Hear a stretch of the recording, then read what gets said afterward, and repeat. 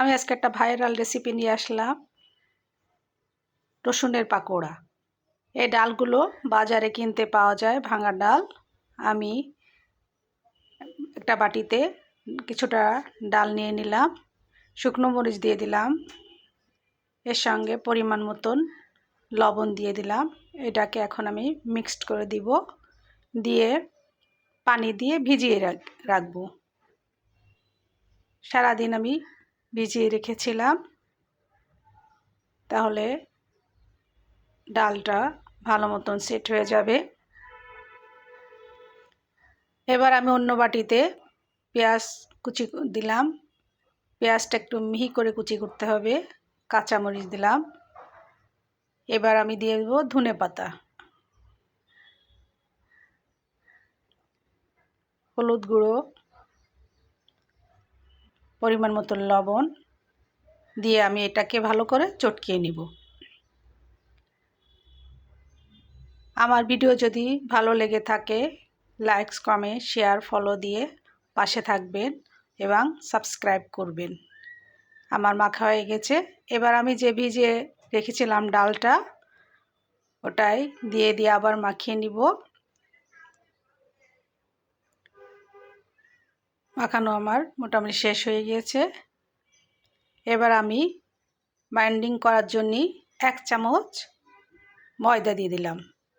ময়দাটা মাখা হয়ে গেলে এরপর আমি দিয়ে দিব দেশি রসুন কোয়া। রসুনের কোয়াটা আমি ভালো করে ছিলে নিয়েছি। এটা আপনি দেশি রসুন দিয়েই করবেন, তাহলে ভিতরেও সেদ্ধ হয়ে যাবে ভাজার সময়। এরপরে আমি কর্নফ্লাওয়ার দিলাম 1 চামচ। এটা না দিলেও আপনারা সমস্যা নেই, দিলে আমার একটু বাইন্ডিং কম হচ্ছিল তাই আমি একটু দিলাম। এবার আমি একটা কড়াইতে তেল গরম করে নিয়েছি এবং ছোট ছোট করে দিয়ে দেবো। আপনারা যখন ভাজা শুরু করবেন তখন এমনভাবে নেবেন যে প্রত্যেকটার সঙ্গে যাতে রসুনের কোয়াটা আসে।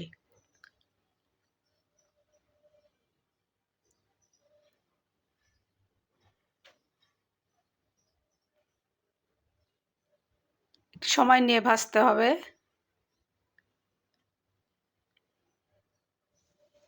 আমি একবার মোটামুটি আমার কয়েকটা হয়ে গেছে, উঠে ফেলেছি। এবার আমি আরেকবার এটাকে আমি উল্টিয়ে দিব।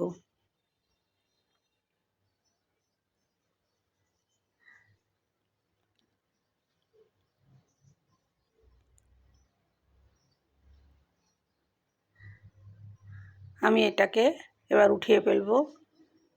ব্রাউন কালার হলে উঠিয়ে ফেলবেন। এতে খেতে অসাধারণ হয়েছে। এটা আমি শিখেছি ঢাকার এক ভাইরাল দোকান থেকে। আপনারা বাসায় ট্রাই করে দেখবেন, বিকালের নাস্তা অনেক মজা হয়েছে। আমি আরেকবার ভেজে